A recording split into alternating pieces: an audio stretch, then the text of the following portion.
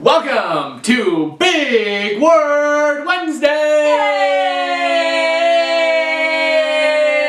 Yay!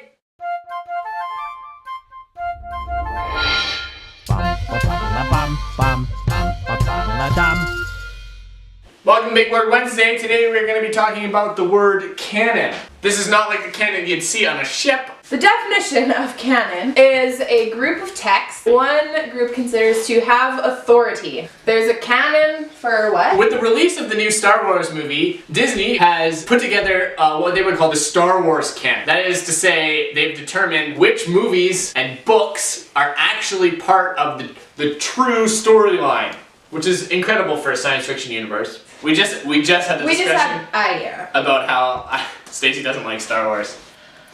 So you should comment below about how that's insane! But today we're talking about the group of texts that believers consider to be the authority. So when we talk about canon, basically the question is this: how come Paul, who lived 2,000 years ago, his writings get to tell us what to do, but if I write a book, nobody cares?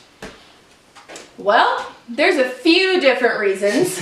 So the word canon comes from the Greek word canon. What that means is measuring stick or ruler. A canon is the standard by which things are measured. So the biblical canon is the 66 books that we have in the Bible today. Some of the different criteria they use to decide which books should make it into the canon. Was it written by an apostle? Was it universally accepted by the believers? Was it used in worship? Does it have a consistent message? Does it contradict itself or everything that we know to be true? So these are 4 of the criteria that we're using when determining what books should belong in the biblical canon. Flash back with me for a moment, Stacey.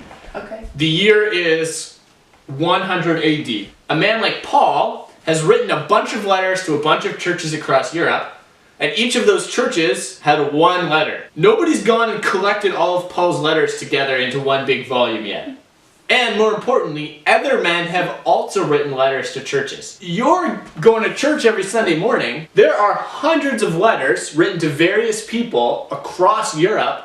So, as a believer, we know that the Holy Spirit lives inside of us, and He gives us the wisdom to discern His truth. But the important thing about Bible is not just that a few men got together and read and determined which ones were revealed by God, but every major church leader who was filled with the Spirit, not only in the early centuries of the church, but since then. But we didn't really have a definitive list until all the church leaders met together at one big council to decide once and for all which books belonged in the Bible and which didn't. The Council of Nicaea, the year 325 AD.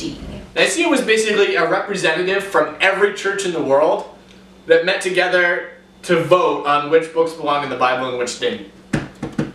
Okay, so then there's one final question I want to answer, and that's about the Apocrypha. The Catholic Bible contains a whole extra section that we call the Apocrypha.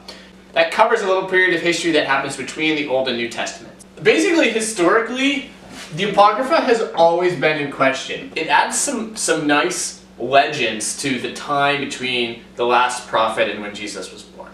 The thing is that nobody has ever thought that it belonged in the Bible. They just thought it was a nice add-on. Some nice little stories to go along with it. We don't really see a good reason, historically or logically, to actually conclude that those belong in the Bible. So we hope this has given you a good overview of the word canon and a little bit of its history. If you're studying for an exam right now, best of luck to you. Right here!